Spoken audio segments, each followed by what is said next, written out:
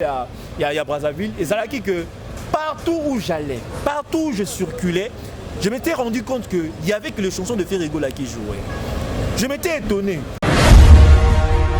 Tant qu'il y a Kiwana, tant qu'il y a Kiwana, alors il a dit comment ça de martyr dans la conférence de presse. Alors il a dit qu'est-ce que vous voulez qu'ils disent encore? Ferrego est très occupé dans la minute dans mon studio. Ferrego est très occupé. Est-ce que vous savez que Ferrego devait en principe se rendre au niveau de l'Afrique du Sud pour avoir featuring avec des artistes comme Keo? Mais jusque-là, ce n'est pas encore fait. Quand est-ce qu'on verra peut-être un featuring entre Koffi Olomide et JB Mpiana? Mais quand on peut imaginer que le stade de martyr, il y a Ferrego là, tout le monde en parle, même Pape a dit que Ferrego la fois bête à stade de martyr. Moi, je suis même le Pape.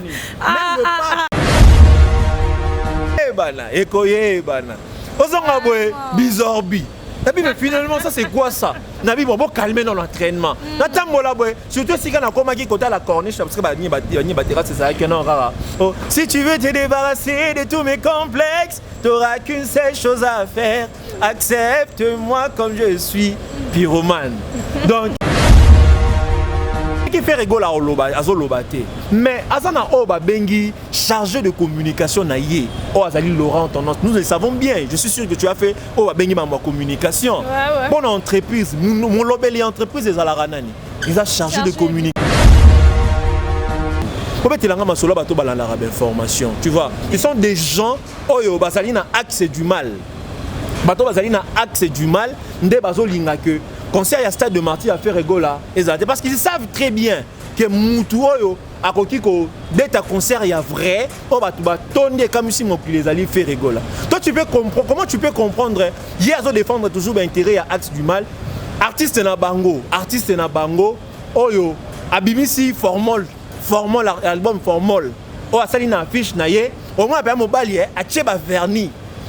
Pour la affiche, il y a vernis pour la... Les Gaulois sont dans Ferregola et Ferregola est dans le Gaulois. Donc les Gaulois et Ferregola ne font rien. Donc tout ce qu'ils ont dit, tout ce qu'ils ont...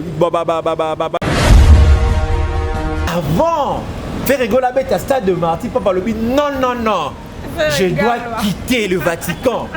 Pour que le corps artiste congolais soit à stade de martyr dans le contexte musical, il faut purifier pour que faire rigoler à stade dans les conditions il y a bien. À longo li ba milimo ba tubakonyo so ba kufaki ba sacrifice nyonso e salama ki wana. Mon ami ni soki OK na stade de martyr. Ba ange na ba ange.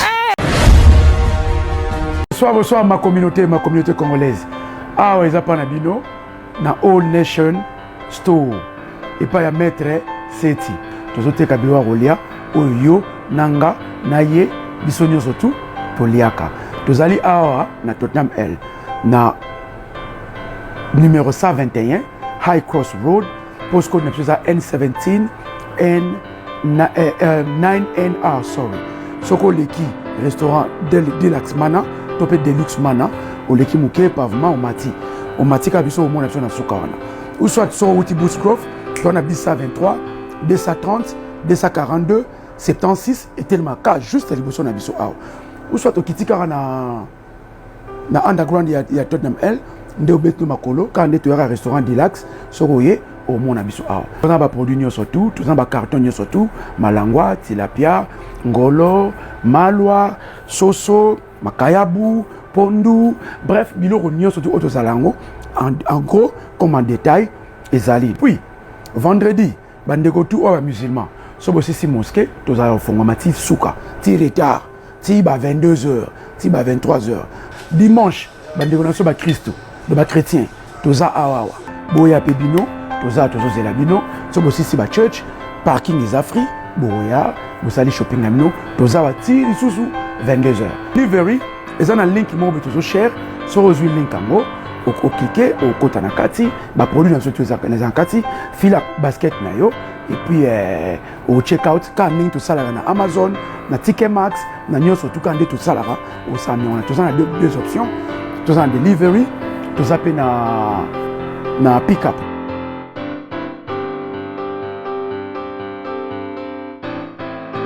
N'hésitez pas à liker la vidéo si elle vous plaît et si vous êtes nouveau sur la chaîne, n'oubliez pas de vous abonner et d'activer la notification pour ne rater aucune de nos prochaines vidéos. On commence.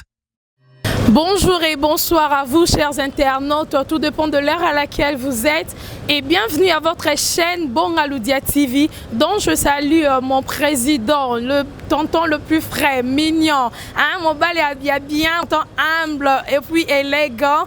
Tonton Promo, mes salutations à vous mon chef. Moi votre servante Soleil Kapinga, autrement appelée la Daronne. Derrière la caméra, bien sûr, j'ai mon grand réalisateur Lotis. Mobile à Mwindu, mobile à oh, ça c'est qui m'a tamé cocotte. C'est un grand journaliste chroniqueur. Aza le long plateau na ngai, na kombo ya Monsieur Jigel Kabemba. A rolobela bia o mekape kolobela biso li solo ya conférence ou les cas hier conférence de presse ya Kofi Olomide na Félix Wazekwa. Et puis à kolobela biso pe li solo ya préparatif ya stade de martyr ya fait rigola. Alors sur scène, on Lotus, on me peut élargir plateau nanga pour faire l'entrée de présenter mon invité au public. Bonjour Jigel Kabemba. Bonjour Déborah Soleil. Donc on appelle vraiment merci mingi parce que Oyambinga n'a eu honneur wana ya kozala reçu na plateau na moi c'est qui toko boye pembe à faire briller l'émission. Donc merci beaucoup et j'espère bien que ça ne sera pas vraiment la dernière fois et j'en profite aussi pour dire un grand merci à Tonton Promo, à Tonton Promotion parce que Tonton Promo azana arwana ya kolamba eloko. À cause de eloko moko boazu yango na se apession forme parce que lobara yazaka soit bani de côté rigueur azana makasi et rigueur wana nde salara que mutu ayeba eloko ni nazo sala pe asala yango bien. Donc je lui dis vraiment merci pour na Pierre Naé oyo alembakate ko bakisa na o ba bengi culture ya mboka na biso. Donc nous en serons vraiment reconnaissants jusqu'à la fin et puis mama minde nekoya vraiment avec lui.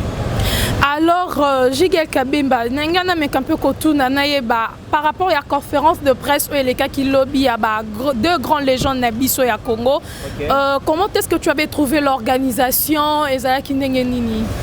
En fait, par rapport à la conférence de presse, il y a Kofi Olomide na Wazé quoi. En fait, nous aussi nous étions étonnés. On pensait vraiment que Edrez Alango a juste une chanson, Bimi Sikaraboué, et si le quoi Evre non Sobaninga Bimi Saka.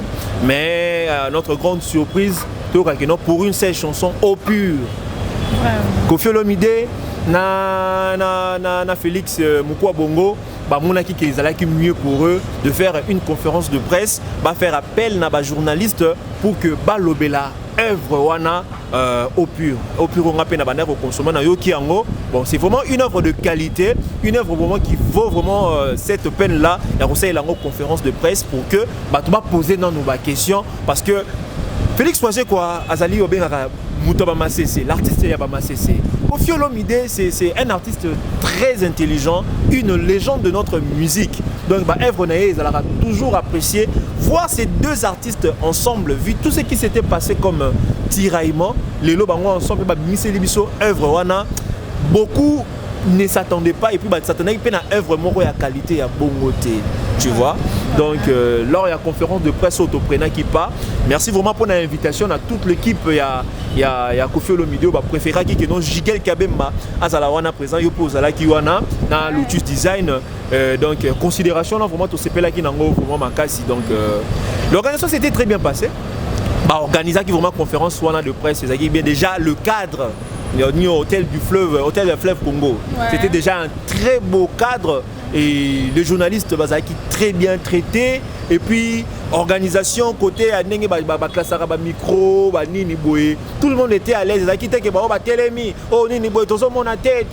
tout ça donc c'est pas ça qui est vraiment bien et il y avait aussi des journalistes de renom maman Nabiso ya Caribou Komogu Kimingai Isaac Maï donc Franck Stemaï donc l'organisation ils acquis vraiment bien et puis ce qui m'avait vraiment le plus plu c'est que tout le monde non conférence lobby au fala ki baloba nanazana mutuna aussi botomoli pour les aki bongote maman mami il est là avant conférence banda a sengi papier à faire circuler papier on a de sorte que journaliste non ça na posa koma kombo a ça na posa ya poser question akoma kombo na ye bato ya presse écrite bazalaki bato ya presse en ligne bakomi bakombo na bango biso bato ya presse en ligne donc omaki bakombo na biso bato ya radio bato ya nini ya télévision bakombo bakombo na bango na liste de présence ya ba journaliste nyonso tu vois et yango nesalaki ke tango conférence et bandi bato bandi ko poser question bandi ko passer un à un pour nous poser question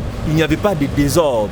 Tu vois, moi je conseillerais aussi à d'autres artistes au Barozalana pour ça pour organiser la conférence de presse Bassalango de cette manière-là parce que ils sont plus responsables, tu vois, et qu'on peut s'assurer sur plus de valeur et puis ils sont trop namaké l'été parce que on sait que aucune œuvre humaine n'est parfaite, aucune œuvre humaine n'est parfaite, mais quoi mais sur 100% je dirais que la conférence de presse sur le plan organisationnel est acquis une réussite à 90%.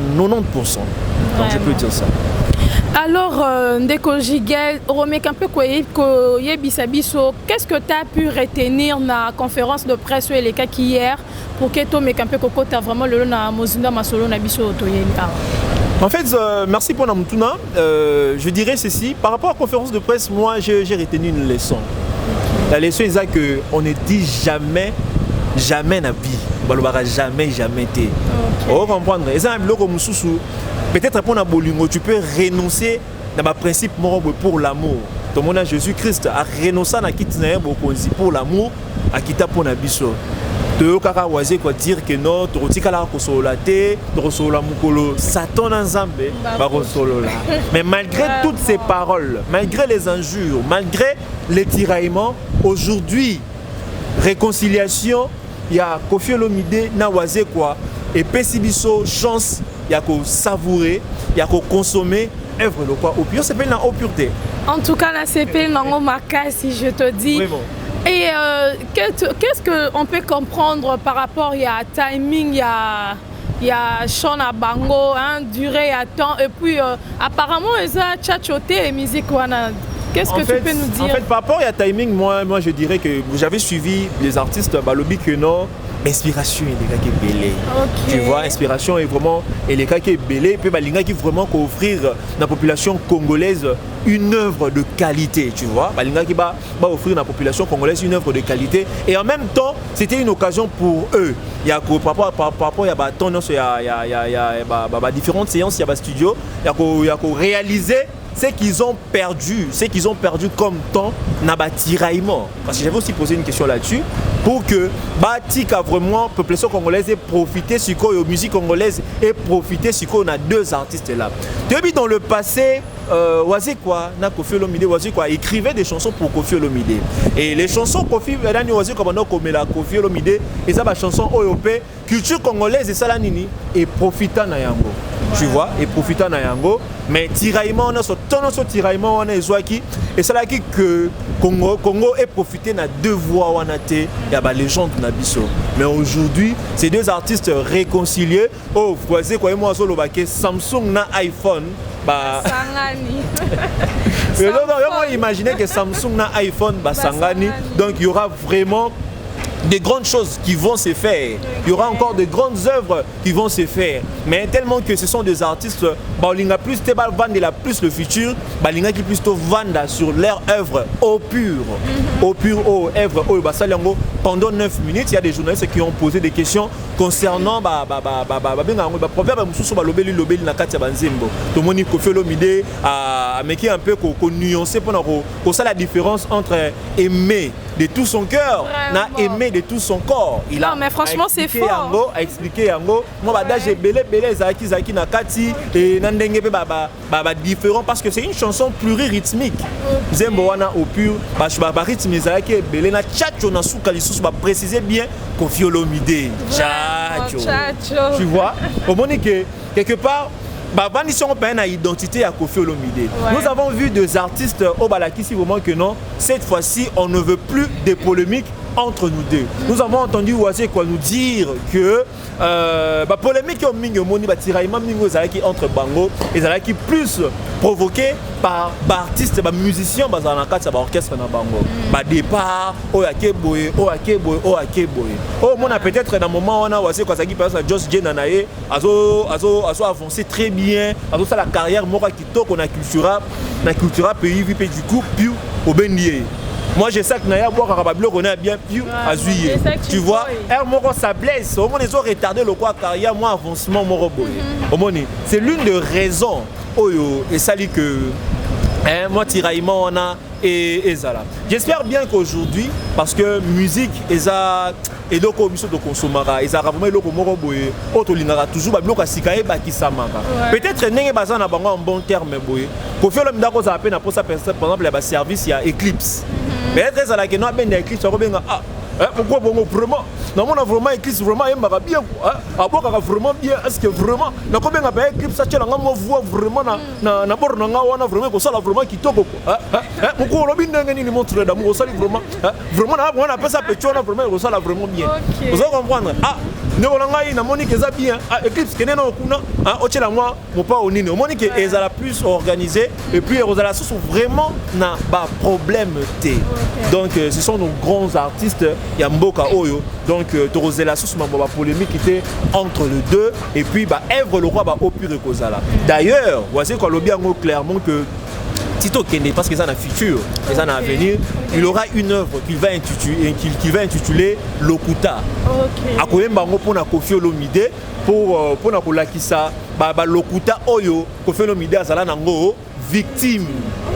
Ce qui suit va se réconcilier qui était est-ce que bah Èvre le quoi bah Lokuta Félix Oisé connaît et cause à la possible et quelle cause à la possibilité yango moi je compris une chose bolingo et ça au-dessus de tout ceux qui artistes na biso bazali ensemble bazali unis badlingani solo tokoningisa mokili. Aujourd'hui nous parlons des Nigérians au bazali au-dessus na biso musicalement bazotekani parce que bazapé unis mais chez nous quand est-ce qu'on verra peut-être un featuring entre Koffi Olomide et JB Mpiana? Mais quand on peut imaginer featuring Koffi Olomide et JB Mpiana parce que Koffi Olomide a une légende légende un très bel album donc il y a une balle de match n'en parlons même pas parce que voix wana vous comprendre voix wana ba deux artistes wana ba légende na biso soko qui ont ensemble au moins il est robota nana ndima que au pire cause à la œuvre de qualité le quoi autoyoki on doit comprendre mais est-ce qu'on imaginer Koffi Olomide et JB Mpiana en featuring et le robima wana mais malheureusement bon on peut pas dire malheureusement mais Dieu n'a yebi mais ce que le connaît botami et ça là vraiment bien total la rara à venir ndemto ekolobela biso nini et cause à la lobby. Alors en tout cas maman na lisolo na biso lelo Fotoye bateau découvrir ma solo ya stade de Martyr babi le 24 juin il faut aller dans le stade de Martyr ba Gaulois bazan na kati ya esengo bazo fêter mais comme le grand journaliste et chroniqueur na biso en tout cas to comme un peu conseiller ko développer na maman na lisolo na biso to tuna Jigel na tunona mutuna Jigel okei na Changu okei na ngiringiri bisika ferakola Jigel aussi sinon kotambo na ba commune sauté directement du coup to ki Jigel na kati ya Braza.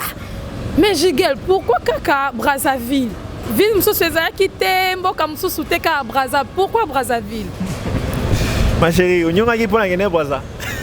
Na nyongi te mena surtout ki na kamwe no bi menenge nini tata oyo atilisi ba commune sauté parce que ne toyebi ba Gaulois baza partout dans la ville na biso Kinshasa mais aussi ici nanu awate ba moko sauté na Congo Braza. Pourquoi Karakuna ya? Te kolobate ke na sauté na ngate ko za nango pe Kuala Lumpur. Parce que bango pe bako kakisa kuna pe ba yepe awa pona stade de Martyr parce que le stade de Martyr il a fait rigoler tout le monde en parle même pape a yebi que fait rigoler la fois bête stade de Martyr. En tout cas papa yebi. Est-ce que yebi que pape fallait y a depuis kala? Ah oui, na yebi. Est-ce que fait rigoler annoncer un stade de Martyr? Non. Ça raté. Mais pas payer dans moment oyo fait rigoler annoncer stade de Martyr. Et puis à petit stade avant faire. On va dire bah bête qui libre son bête na bango mais y na katika tu on a pas bête avant faire. Mais le roi to le belanon pas peut Toroya Sima. Toroya pas même par rapport à Braza. Braza oui, to tambola ki na ba changu ndongo lobi wana. Totamboul na bachango, totamboul na babumbu. Et c'est là tout le monde qui vraiment que fait rigoler ça vraiment très consommé à niveau à la commune ou donc Kinshasa mobimba presque je dirais donc Kin mobimba vraiment ils ont consommé à faire rigoler ça très aimé. Tant on a que il fallait que normalement to finir na ba tour na biso nyonso ya commune, mais tu vas ressentir que le roi du genre polémique fait rigoler n'est pas populaire au niveau à Brazza, Brazzaville, au courant ambassade de martyr, Ezaka na niveau à Kinshasa. Ils oublient que nous, le Congo Kinshasa et le Congo Brazzaville, c'est presque la même culture. Ouais. Là-bas, ils suivent la musique au Bisoto Landara, au Bakonsomaka. Moi, je n'étais pas étonné de voir au niveau de Brazzaville des Brazzavillois, des souches qui sont des Gaulois. Je n'étais pas étonné. Parce que Ferregola, parce que les gens avaient aussi remarqué que ça fait vraiment un bail que l'artiste Ferregola a ses produits qui dans Brazzaville. Okay. Parce qu'il y a aussi des. Selon ma source, il faudrait vraiment que l'artiste paie à Katsamupanzi. On avait juste aussi essayé de dévancer, anticiper les choses dans le sens que ton mec un peu qu'on soit vie, il y a Brazzavillois par rapport. Il y a arrivé peut-être, il y a artiste Nabiso Ferregola et en même temps on peut peut-être le stade de martyr parce que dans le Congo musicalement parlant, il n'y a aucune actualité pour les autres dominés que les cas. Attente, il y a Dynastie volume 2 dans le préparatif, il y a stade de martyr parce que tout le monde en parle. Tout le monde en parle. Je te dis, Brazzavillois, très accueillant. Vraiment très accueillant. De toute façon, il y a Mbela Kibiso. Malgré que tout ça, on a nos propres moyens de bord. Moi, je l'ai toujours dit que chaîne Nabiso Bonga Loudia, c'est une chaîne très organisée, chaîne moro très professionnelle. On s'est vraiment battu pour nous recommander malgré les difficultés à rater. Donc, on a Gaulois. Totambolina babisika lokola la corniche espace cab esika vraiment mamwasa pe vanda parce que l'espace cab kuna ato sala na yote ata oza mutu moko luka bulo zoarate mozala toujours bien sapé, tu vois. On a toujours bien sapé. J'ai pu découvrir l'endroit. J'ai posé des questions aux gens par rapport à Stade de Martyr. Ils sont déjà informés à propos de Stade de Martyr, il y a fait Rigola. Moi, Nakuti Batoubaza déjà organisé, des gens qui se préparent. Il y a des fan bases, il y a des structures qui soutiennent au Ferregola, qui attendent seulement. Donc on m'approche, il y a le 24 juin, on a Stade de Martyr, pour que ça va traverser na bango. Pour que ce jour-là, ça va traverser na bango. Moi je vous rassure, Gaulois gladiateurs de partout. Brazzavillois va promettre à Bisso qu'il y aura des milliers de Brazzavillois qui vont traverser ces jours-là pour participer, assister à Stade de Martyr. Il y a fait Ferregola. Donc, ça vraiment motivé, ça vraiment informé de tout. Et puis en ce qui concerne l'arrivée, peut-être il y a fait Ferregola à niveau il y a Brazzaville parce que balobi bakoyamba Ferregola koleka bisone to yamba ka Ferregola à niveau il y a aéroport Anjili, il y a aéroport Anjili. Bakoyamba Ferregola koleka biso. Vous comprendre. C'est-à-dire que Ferregola a très aimé. Tu sais ce que j'avais remarqué aussi au niveau il y a Brazzaville et ça que partout où j'allais, partout où je circulais, je m'étais rendu compte qu'il y avait que les chansons de Ferregola qui jouaient. Je m'étais étonné. Puis sur la gang de l'Arabie Saoudite, Kinshasa, Brazzaville, Angola, et c'est Lokomoko, et ça ils ont compté. Brazzaville. Ville Moussou César qui t'aime, Mboka Moussou Souteka à Brazzaville. Pourquoi Brazzaville?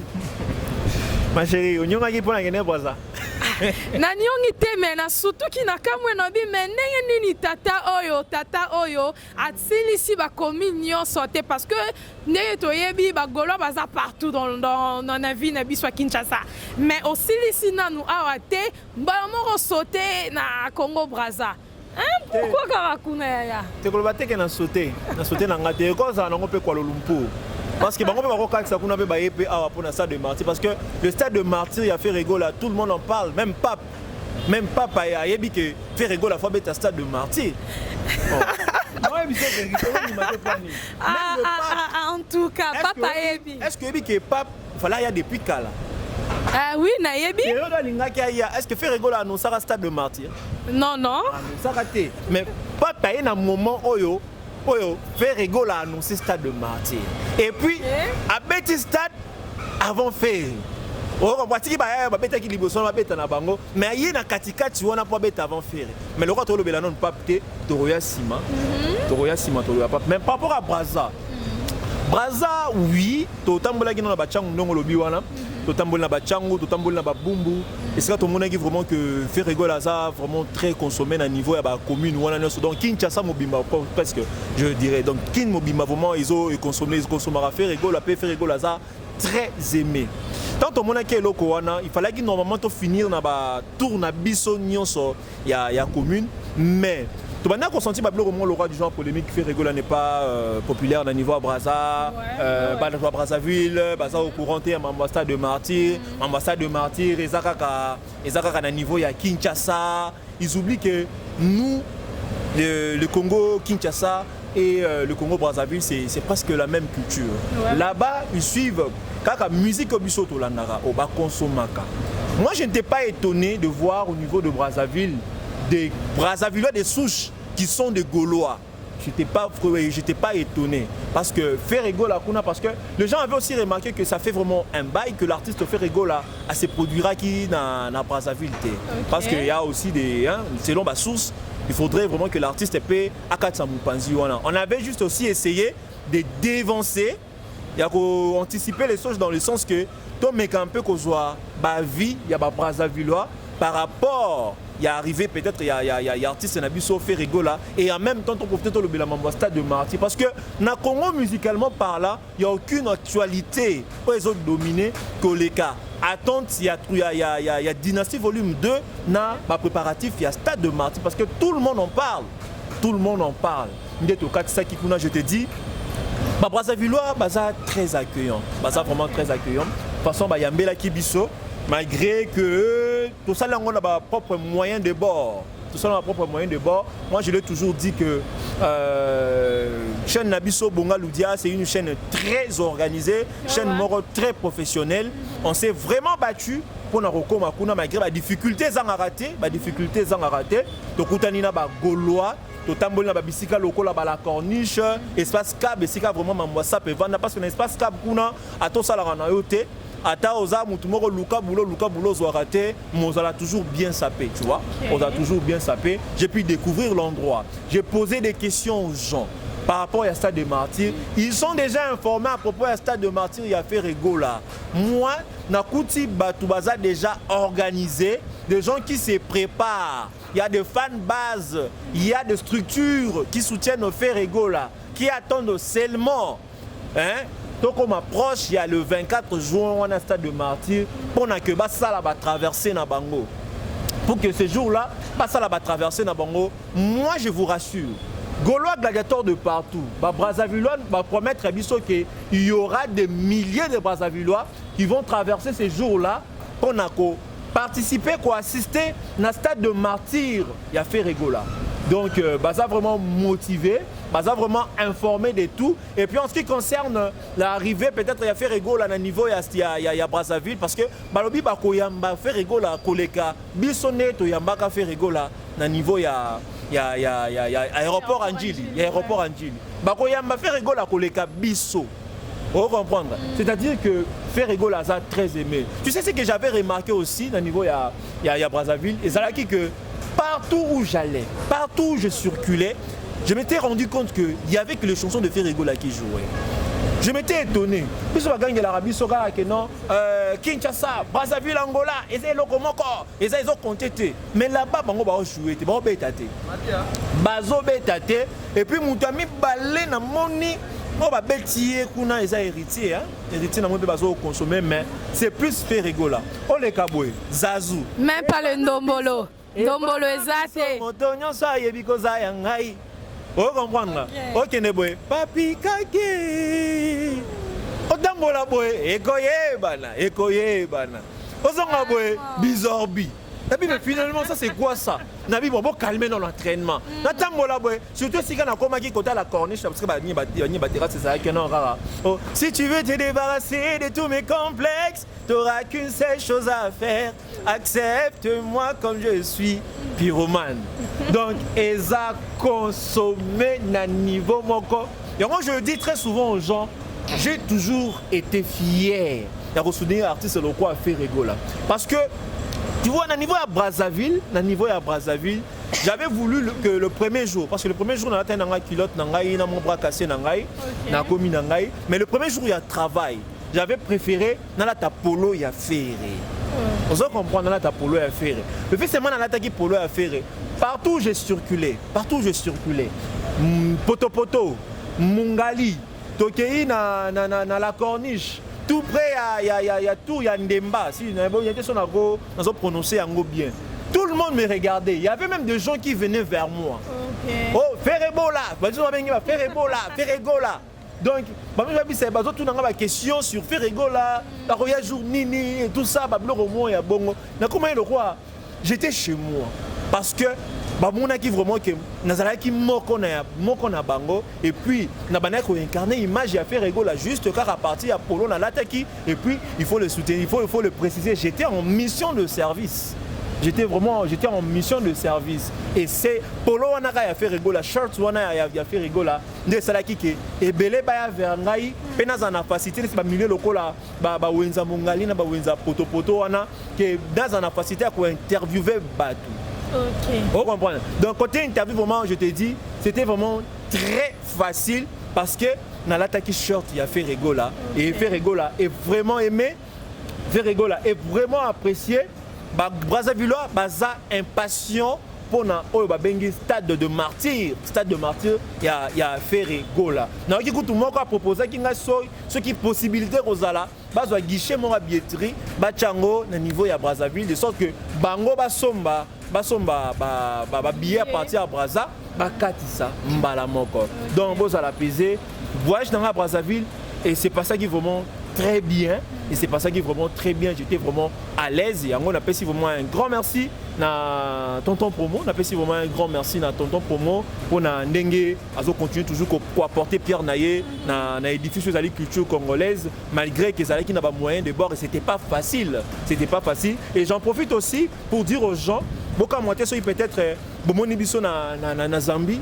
Beaucoup monter sur bomoni biso peut-être na Côte d'Ivoire, Kolwezi, Kikwit, pas payer belé parce que les nazabo nazo ya mabapel donc on imagine te nazo tambona power bank na tambona power na ko na sommi ngo ka kosomba parce que choix ezate ba appel elingi exploser le disque ko moka mongo ngo komini nya yango komini ngini bato bazo senga même bato Brazzaville babiki ba na ko matati na ba ponton wana na vilo nani oyo na kola Merlin Bouton na bosani kombo ya ville wana ya Brazzaville ba tsenga pale ku na koma kuna mais ceux qui voudront que je puisse encore revenir ils n'ont qu'à me contacter parce que Bissomoro te vient de gérer peu ma femme parce que m'appelle est où t'as de partout bazo senga tokatisa donc c'est un peu ça moi je suis là toujours pour faire Ferregola nous allons continuer de parler et puis comment va bien un Mikolo na évité comment va bien un apôtre Paul.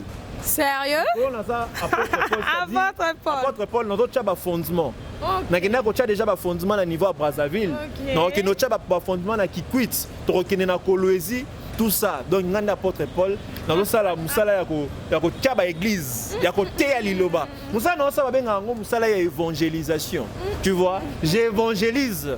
À propos du stade de martyr, j'ai évangélisé. J'ai à Brazzaville.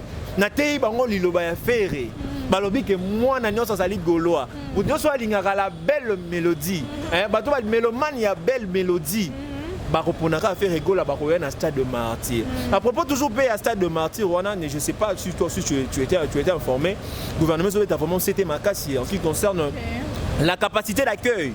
La capacité d'accueil il y a stade de martyr wana nous tous nous le savons stade de martyr c'est 80 000 places on le sait très bien donc qui peut négocier héritier les là qui peut loko wana ba betela que c'était malgré que ça reste à vérifier par rapport mais ce qui est vrai bato balingi baliwa ezalate tu vois bato balingi baliwa ezalate bato bazala bien bazala ba condition bien puis Ferregola ne voudra pas que na occasion munene lokola ya stade de martyr parce qu'on les a fêtes musicales tu vois les a fêtes musicales bakolinga te que bato bakufa bakolinga ke non maman na beauté na nyonso oyo oza peut-être accompagné na papa bokei peut-être bozana mwana na bino bozui bokei wana boyimba zemba Ferregola bobini bozongi pas à l'aise bozongi mobimba linzaki elongwe te pembe na oyindi te bayibi au téléphone te parce que le Gaulois et les gladiateurs sont très disciplinés tu vois et donc ils ont vraiment bongo donc tu respecter vraiment les locaux c'est la raison pour laquelle tu as vu Ferregola avec beaucoup de sagesse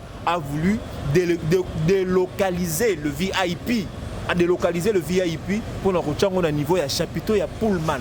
Mais ça le 1er juillet, tu vois, parce que Ferregola, même à Tabouquet, tu as félicité à Ferregola, parce que ça, un garçon, c'est une personne très simple, humble, Azara très compliqué, à Yokaka, à Lingara, vraiment, va fan.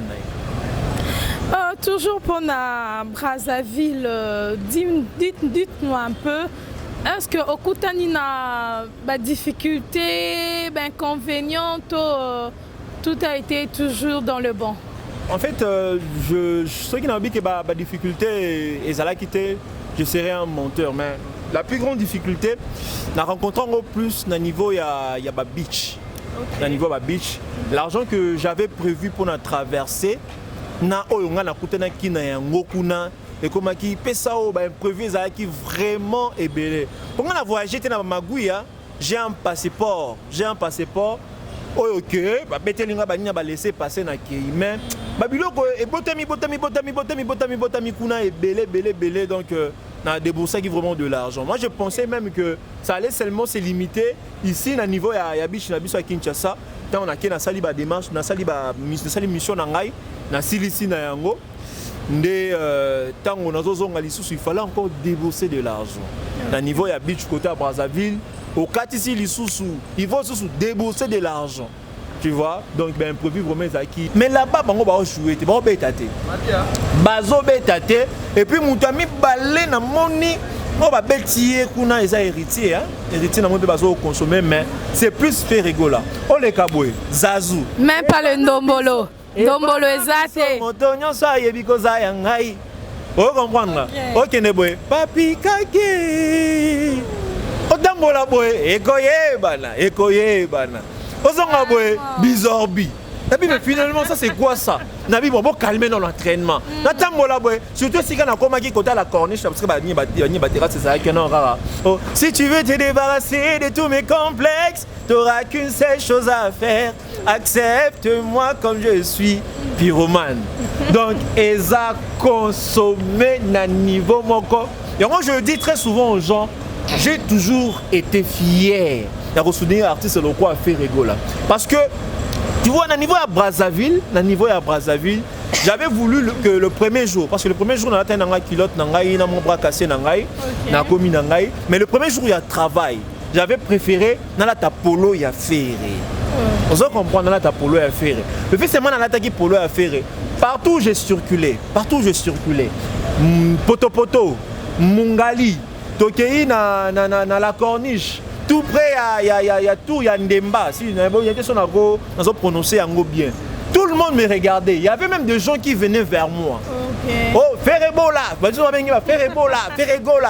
Donc, c'est tout une question sur Ferregola, la Roya Jour Nini et tout ça. Comment le roi? J'étais chez moi. Parce que Bamona qui vraiment que Nazala qui moko na bango et puis na bana ko incarner image à Ferregola juste car à partir à Polo na l'attaque et puis il faut le soutenir, il faut le préciser, j'étais en mission de service.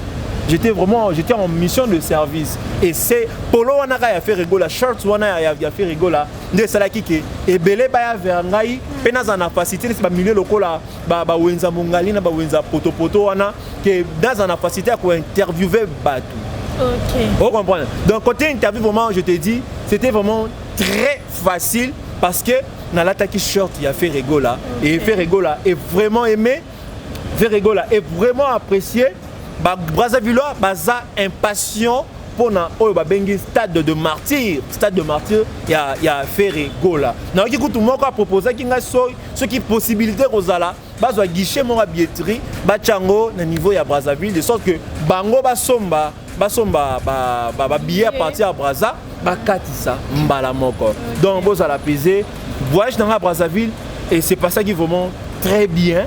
Et c'est pas ça qui est vraiment très bien, j'étais vraiment à l'aise et on appelle vraiment un grand merci na tonton promo, on appelle vraiment un grand merci na tonton promo pour na ndenge azo continuer toujours pour apporter Pierre Naye na édifice de la culture congolaise malgré que ça qui n'a pas moyen de bord et c'était pas facile et j'en profite aussi pour dire aux gens boka moitié so peut-être bomoni biso na Zambie.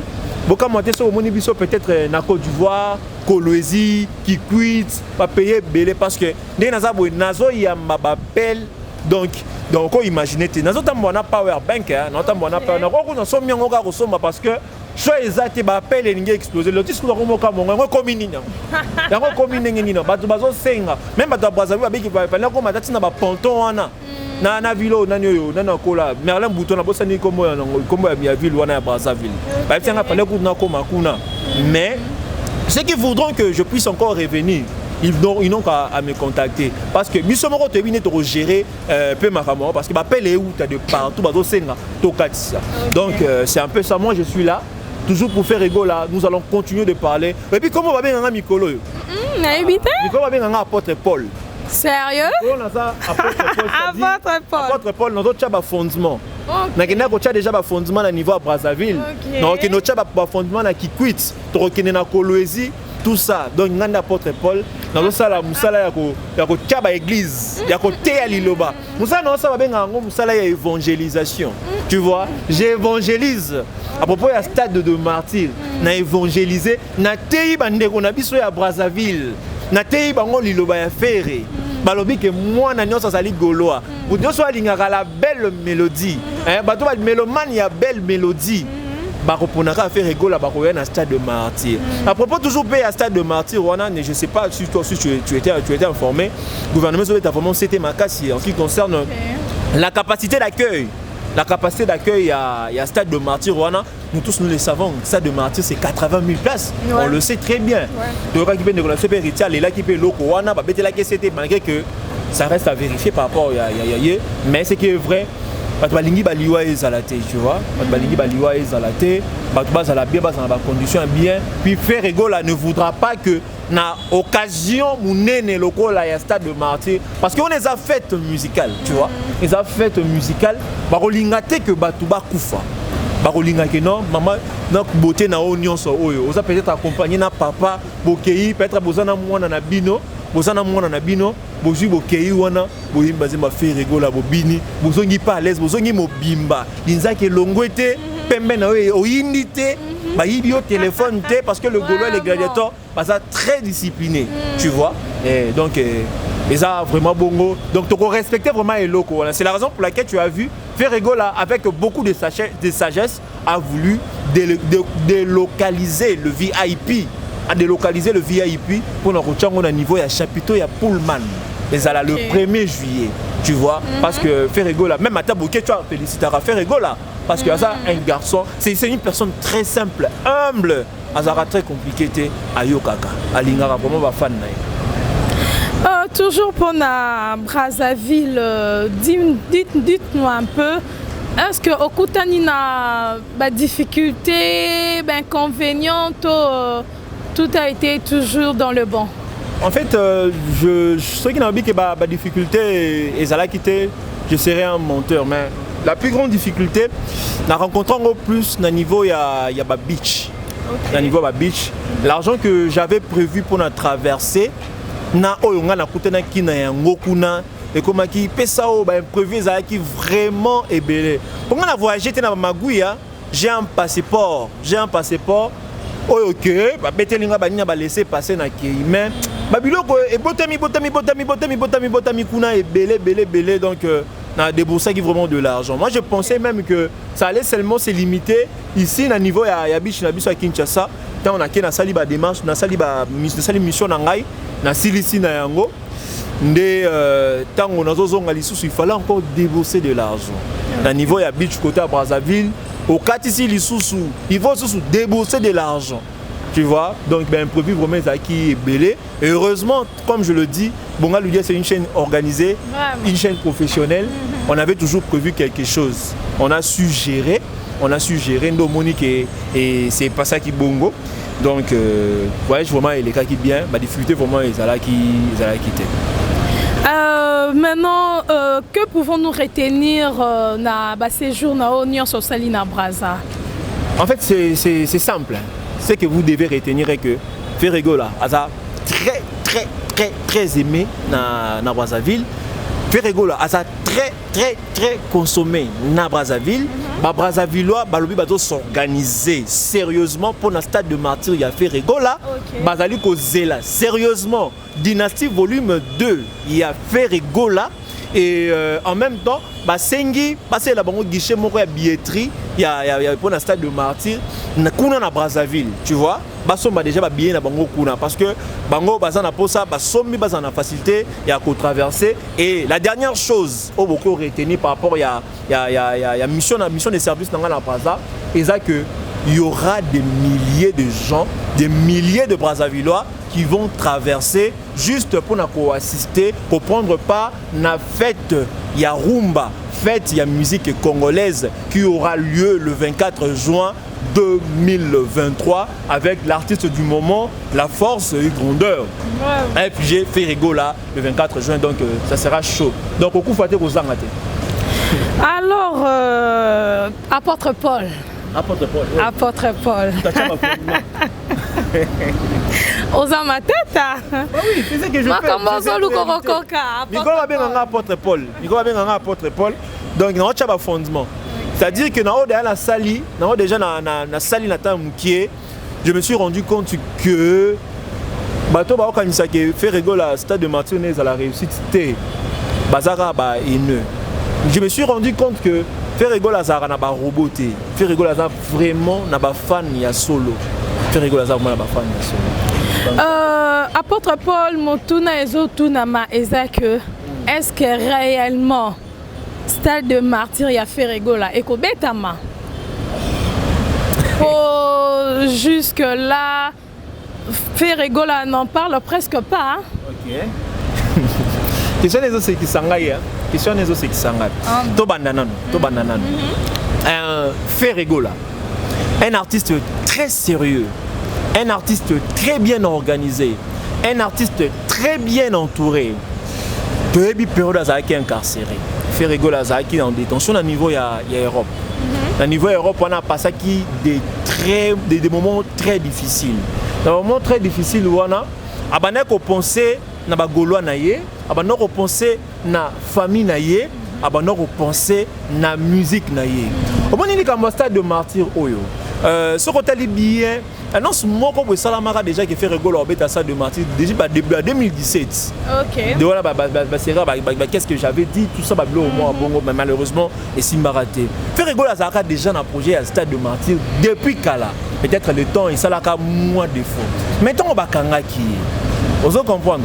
Il avait aussi cette idée-là en tête. Ceux qui Babylone qu'on a nyonso et akaté. Mais peut-être qu'il fait rigoler la bêta stade de Martyr na décembre. OK. Vous comprendre. Ouais. Stade de Martyr il a fait rigoler oyo. Azo betango on a ça la plaisir, na ba Gaulois ba gladiateur on va soutenir na ba moment très difficile. Alobi stade de Martyr et Kozala. Alobi yango par hasard té, alobi yango té pour faire plaisir, alobi yango pour la concurrence à ta moroté. Tu vois, yebi sangai fait rigola. Azu vraiment avion naïe. Avion naïe wana ba butu ko libérer, azu avion naïe direction Kinshasa. La direction Kinshasa wana akiti na aéroport Yanjili. Na aéroport Yanjili, il y a eu des milliers de gens oh bah c'est préparé qui, bah c'est mobilisé qui pour na koyamba faire rigola ces jours-là. Ma chérie, il faut la nanga bien. Il y a eu de milliers de gens oh bah c'est mobilisé qui pour na koyamba faire rigola ces jours-là. Donc souligner c'est le moko boy. Il y a eu de plein. Nous avons vu Héritier arriver, il y avait de plein. Tout le monde va te belé bailler, il y avait de plein. Mais jusqu'à aujourd'hui, il n'y a aucun plein qui ko égalé na plein à faire rigola et en même temps l'établissement na union son les aloko à record. Mbula ebetaka. Et puis ça mbula moko à 10 minutes té. Et ça mbula moko bandaki à partir de 10 heures. Et bandaki à partir de 10 heures si 16 heures. Et puis faire rigola zaki toujours accompagné na bato banda kolanda esima derrière mutuka tout ça abimé kutu. Avant na katité bisangai mutu asali marche bonga ko kipe kolonga wana de l'aéroport Anjili vi fatigue wana nyoso asali nini akoti na kuna na bovon kuna akikopema. Mais alongo wana si na niveau ya Willery, à limite na niveau ya Willery où il y avait des gens au bavanda qui wana ba ezala qui wana il y avait un podium ba na ko zelaye azui micro na ye alobi nzungu wana biso pe to kobeta yango omoni parcours l'artiste a sali parcours artiste a sali to ba sani ko toute conférence de presse à salaka tango ba libéra kaye pourquoi alobi ramamba ça de Martyr hôtel parcours wana aye ko ya tina Willery aye ko yebisa bino que non stade de martyr biso to ningisa yango to beta yango c'est pour faire des aventures faire rigoler comme ça la parcours on se pona koya ko sakana jamais de la vie à kosala yango te c'est-à-dire c'est quelqu'un qui sait ce qu'il fait et il ne le fait pas pour plaire aux gens ou bien pour copier les gens et ça c'est parce que baninga mususu basali ma osalango parce qu'il sait que c'est le moment il est prêt pour affronter ce stade mythique et puis pour affronter yango et ça la kakate il y a spectacle et ça la paye à plein parce que les Gaulois sont de vrais vous comprenez ba Gaulois baza vrai donc ça va vraiment être une histoire et Rosala vraiment une histoire stade de martyr wana et Kozala parce que sur le lobby que stade de martyr et Kozala té parce que on a ça la musala et ça pamba au lobby pe le roman ce qui m'a étonné le stade de martyr wana et Kozala Ferregola n'en parle presque pas. Qu'est-ce que vous voulez que Ferregola non, on a lobby est-ce que stade de martyr réellement est Kobetama parce que Ferregola n'en parle presque pas.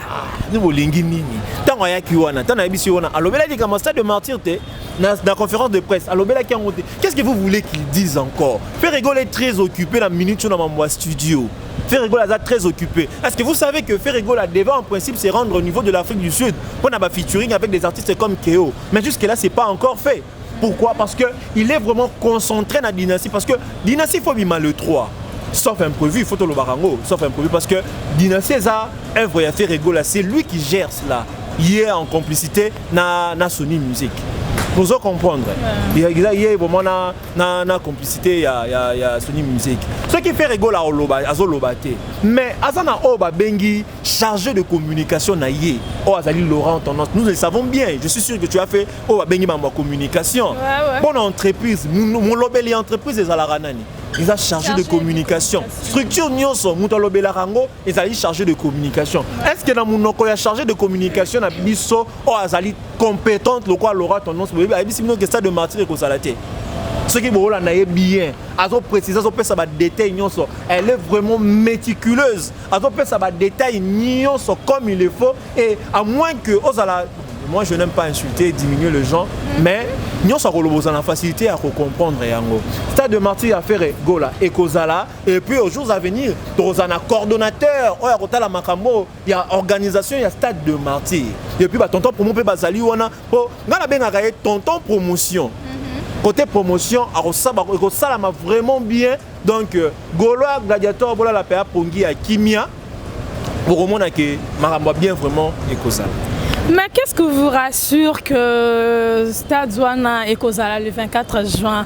Parce que Tolandi DJ Abdul Azoloba que non, le 24 juin ezali journée francophone. Et l'autre Kozala té. Donc Tobo Sananabiso vraiment mambo Stade de Martyr le 24 que non Ferregola na ba Gaulois ba Rosana Stade de Martyr. Nini c'est qui si apôtre Paul. Omoni il faut que luka batu oyo balanaka ba information. Comment mutu? Est-ce que DJ Abdul a la information nenga zalaka wana? DJ Abdul a la information. Ma francophonie on a ça est trop likolo. Il bien maîtriser tout le loko moko tel qu'il est là. Et puis ça mutu ala la na boîte. Vous comprendre? Azala na boîte ala la na boîte. Ernos musique, il wana kaka musique azobetela batu ba musique. Tant Rosala boye assis sobeta musique aye ala lipongi ala muki 18h.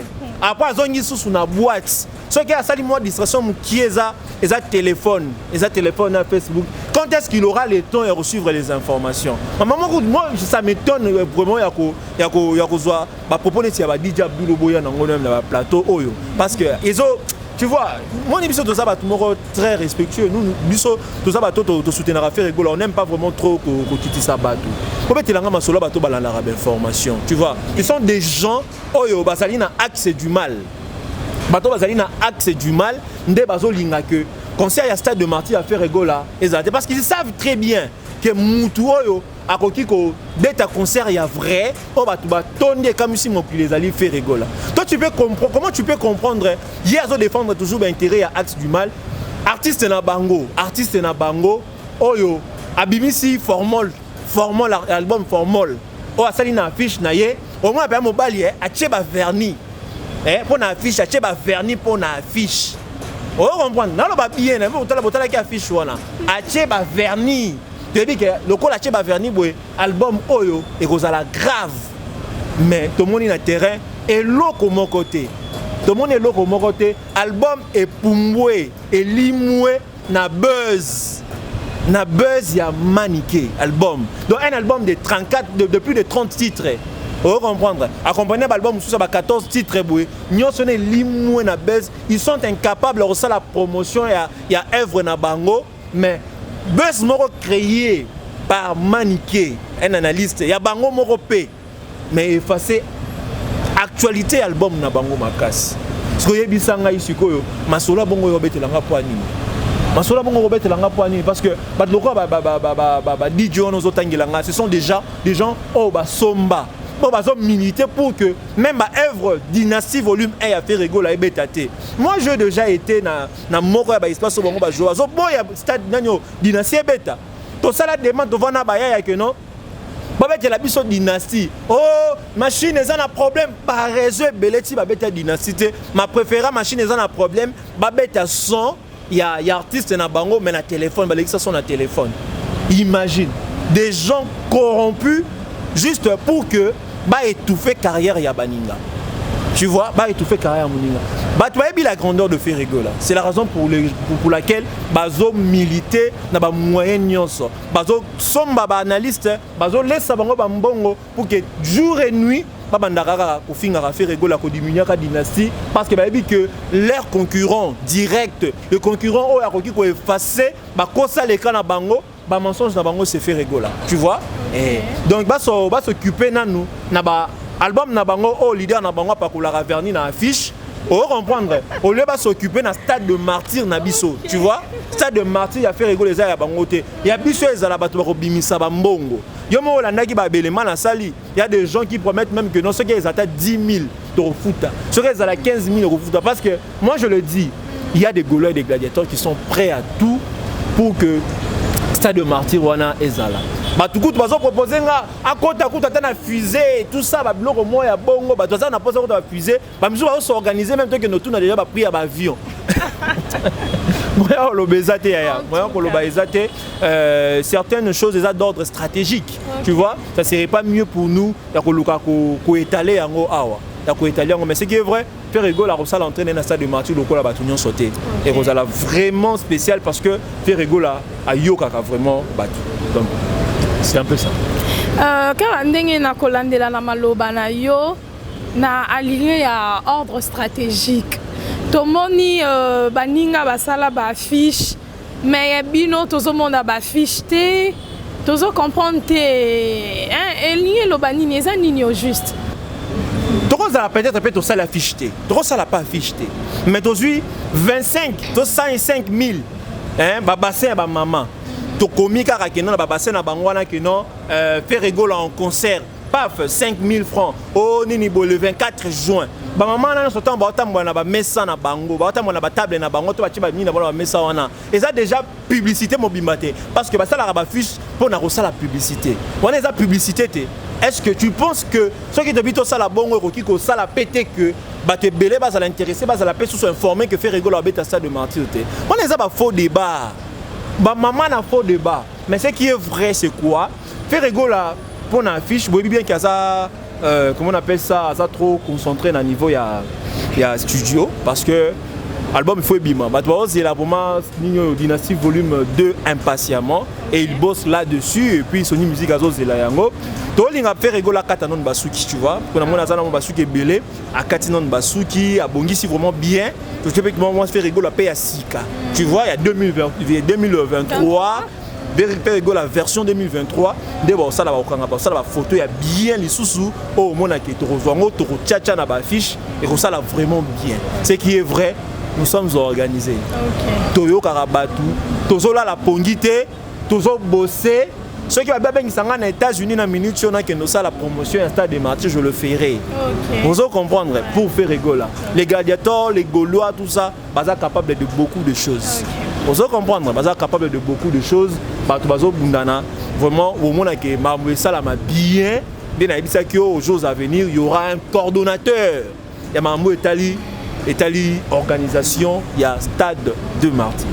En ce qui concerne billets, Toyoka qui bino bocha qui pris à billet, ça n'a pris montant à 5 000 francs. Mais le Gaulois, solo non 3 000, 2 500, tout ça. Maintenant, je ne sais pas, on peut un peu quoi expliquer biso. Langage à Gaulois, ils ont même langage n'a fait rigola ou ils ont sens contraire. Dans ça, il y a des éléments moraux, dans ça, il y a des éléments belés, dans le belé, il y a des prix. Toyoka qui paye, proposer plus 2500, 3000, et puis tendance ces autres qui n'est plus, va maintenir 2500, 3000 francs, tu vois, et qui n'est plus dans l'angle. Voilà. Mais vous devez savoir une chose. Pour le langage de mon côté entre Gaulois et les Gladiateurs, moi ça va m'étonner. Il faut retenir. Hein? Les Gaulois sont dans Ferregola. Donc Ferregola et les Gaulois ne font qu'un. Donc ils se comprennent à merveille. Ferregola Tobengaka est le padre. Un père, c'est quelqu'un qui est mature. Un père, c'est celui qui sait écouter. Un père, oh azamuto yoka ba déshydrata ya banana ye.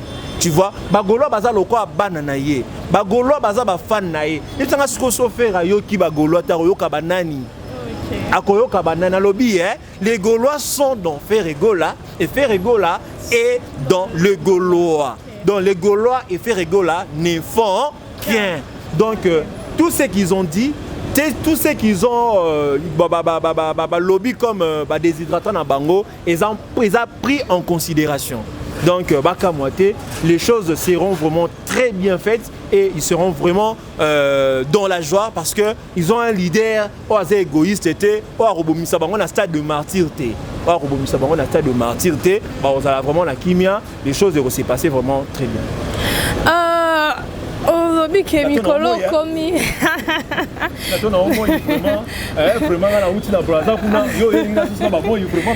Apôtre Limbisa Eza.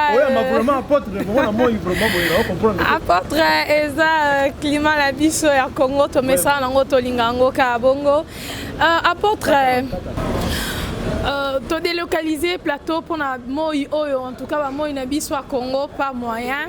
Avec mon invité, surtout déjà déclaré qui n'a pas à sangonanga mabe pour na plateau nangai. Alors, apôtre Paul. Apôtre Paul a lobby hier en tout cas apôtre Paul n'anga kanayeba pour na arriver à pape. Et le bel qui onini. Arriver à pape, franchement, c'était une très bonne chose, surtout pour notre République démocratique du Congo, parce que ça permet à ce qu'il y ait un grand nombre de gens, des nations, regardent arriver vers la République démocratique du Congo, surtout à propos il y a la situation, il y a une insécurité, ils ont aussi passé au niveau à est. Donc, mais insécurité, ils ont aussi la kakate, ils ont kobakaka. Oui, mais déjà, le message a déjà passé et ça vraiment important pour Nambo Cannabis. Mais arriver à...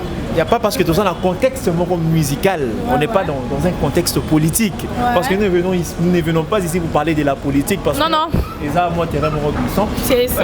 Par rapport à arriver à Pape, parce que Papa Yeba qui fait rigoler au bêta stade. Ah, t'es, apôtre Paul, t'es. On a vraiment la boy. Papa Yeba qui fait rigoler au bêta stade. Pour Nani, est-ce que Papa Yeba non fait Atayo Papa Yeba fait. Bon, exemple, cas simple, Eza. Papa Linga il y a depuis Kalate. Ouais, c'était prévu depuis Kala. Ferregola a habité à stade de martyr le 24 juin, mais Pape a en février. Oui, toi en février, en janvier. Fin janvier. Parce qu'il y a que non, moi na mobali oyo, Ferregola, humble qu'il est. Apôtre Paul boyete ozo matalikolo makasi alobi mwana mobali wana Ferregolus apôtre Paul omoni alobi Ferregolus akobeta stade de martyr wana Ferregolus akobeta stade de martyr wana ba condition moi bongo te. Imagine un stade de martyr bambisi babima kaka dans le vide. Bambisi babima kaka dans le vide. Imagine un stade de martyr, il y a eu de morts. il y a eu de morts. Présence, il y a stade, il y a pape dans le stade de martyr. Les équipes pour purifier le stade de martyr, parce que pour que faire rigoler la bête dans des conditions, il y a bien. Il y a peut-être des gens qui même battu. S'il vous plaît. On ne sait jamais. Match et betama kuna ba mort et salama. Match et betama ba mort et salama. Et le big a été que non parce que le contexte on est aux hommes mais la biso à n'importe quoi mikolo na mono za moto makaso ya mabe bo été olembe seke. Tant match et betama papa yaka. Ayaka te. Ndeko na biso aigle abetaka stade de martyr avant beta stade de martyr papa yaka. To monaka Denis mais viens que n'a sanctifié a que n'a sanctifié terrain. To monaka Denis Lessi. Tango héritier abetaka stade de martyr papa yaka. Te ayaka te. To monaka banani, to monaka kendaka l'église na tout ça ba biloko moi bongo. Mais avant faire rigoler la bête à stade de martyr papa lobi non. Je dois quitter le Vatican. Pour que le corps artiste congolais mettre à stade de martyr dans le contexte musical, pour purifier pour que faire rigoler avec un stade dans des conditions il y a bien. À longo li ba milimo ba tubako nyonso ba kufaki ba sacrifice nyonso e salama ki wana. Mon ami ni soki OK na stade de martyr. Ba ange na ba ange. Hey! Apôtre. Yo mona ki ba ange ngo. O solo la ki na bango. Ndenge mo pap mtaebisa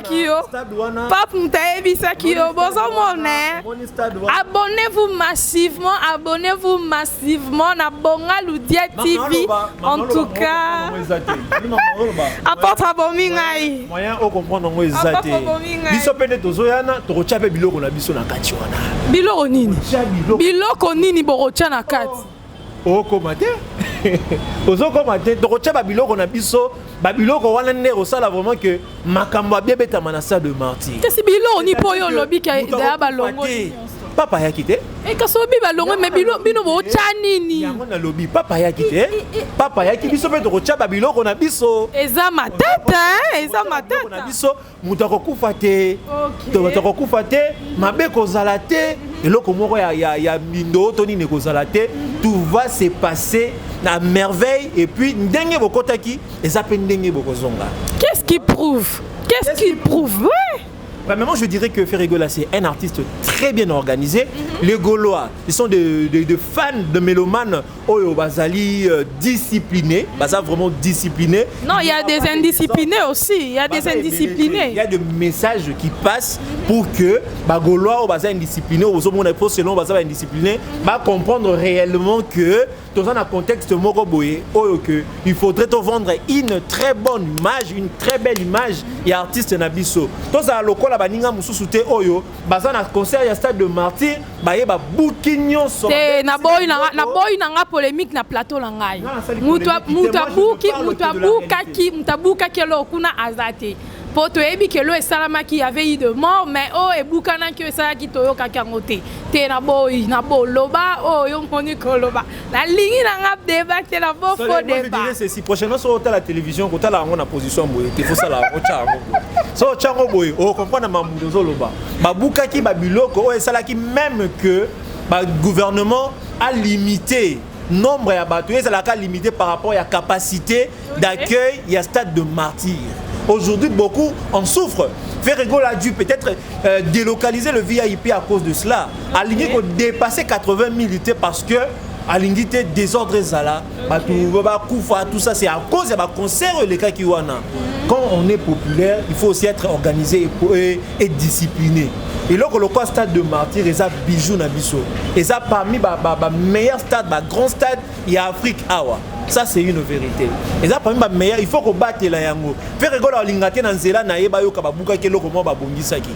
Oso comprendre. Babongisi derrière nabi Hollande information babongisi ba siège nyonso ba bloc nyonso déjà c'est bon nyonso zo salama. Tu vois avec faire rigoler nous n'aimerions pas que bijou na biso et Beba, tu vois, il faut qu'on batte la yango. Tu vois, ils ont un sens mort et bongo. Nous ne voulons pas qu'il y ait des désordres. Marambamabe, salamate, maramba bien vraiment Kozala. Kozala vraiment organisé, discipliné. Nandenge bazo, bon, ça va place premium, tout ça, va au moins à bongo. Donc c'est un peu ça. Donc c'est ça le message. Apôtre Paul Alobi Barosala, organisé et discipliné. En tout cas, ils ont affaire à suivre. Le 24 juin de Makam. Apôtre Paul, Tozo Kamakele, ils ont bima de part et d'autre que Oyo Baza à la page. Na mambo ils ma solo et stade de martyr. Ils ont un pape na aigle. Bango de kanga qui va cartonner dans ma solo. Babi ma solo et stade boutique la rara pape na aigle ne babeta. Oh nani, oh yo nani babi là-bas. Ok le babi sonini na sujet wana. Bon, pape ayelaki mambo to yebelibision so ayelaki et puis en même temps ayaki non ko sokola ça de martyr pour na faire rigola. Tu vois, ayako longola ba milimo mabe pour na faire rigola beta na ba condition. Oza ma tête apôtre. Je ne fais que dire la vérité. Alongoli ba biloko so ba salité, ba to ba boumaki, ba sacrifice tout ça, ba longoli yango et en même temps faire rigola a remarqué histoire ces jours-là. Moi si bozolo ba wana pape o atonisaki na tamboye o atonisaki na tamboye. Est-ce que faire rigoler c'est abeti? Non, vous aurez le temps de comparer tant que vous avez fait rigoler à Betty stade de martyr naïe, vous avez sur le chabo. Moi ces jours-là, les gens vont manquer d'arguments. Ils vont se poser des questions. Qui es-tu fait rigoler? Nous avons appelé sur talent. Apesio nyonso mutaoki kozana ngo apesio beauté apesio mayele apesio koyeba kolata apesio juste na bagolois comment beaucoup za muté mabe boboto ni stade tina niveau haut. Les gens seront étonnés, je vous dis. Les gens seront vraiment étonnés. Donc stade donné kozala plein. On va comprendre, on va comprendre bon autant à siko histoire à faire rigola, autant à histoire à stade de martyr. Faire rigola, Liboso héritier peut-être deuxième position, troisième position peut-être Bino Boyebi tout ça. Non, tu vas peut-être, non, tu vas peut-être. En tout cas, quand on est dans le bac, les affaires à suivre, les affaires à suivre. Pour la dynastie 2, notre apôtre, dans un monde, est-ce que vraiment dynastie 2 et aussi la face na album na biso légende ya Koffi Olomide, le Quadra Koraman. Est-ce que ça la face na album na biso ya Formule 7 topé koko ça la face na album ya Balle de match ya Papa Chéri Jibem Piana Moto Pamba l'homme qui a mis l'eau dans Coco. En fait, question les a bien, mais moi je m'aimerais que on l'a dans nos deux albums. Mais ça c'est par manque de respect. Nazo n'a respectablement Vinanga Mopa ou Makasi parce que c'est quelqu'un qui sait considérer le genre. Okay. Mais ce qui est vrai est que les gens na Formule 7 na moni bato va se pencher plus na buzz, tu vois. Va se pencher plus na buzz wana et ça dit que bato lobela plus vraiment sur les deux albums. Comment on peut imaginer un album de plus de 31 titres? On n'en parle plus. Tu es sûr? Tu es sûr? Mais parce que non, mais parce que dans les réseaux sociaux, il y a la musique, il y a des gens qui en font même de vidéos. Mais le fait d'en faire de vidéos ne veut pas dire que Nino album Tonzembo ils ont ma casse. Et puis ça album on est bête à rouler comme Bizorbi.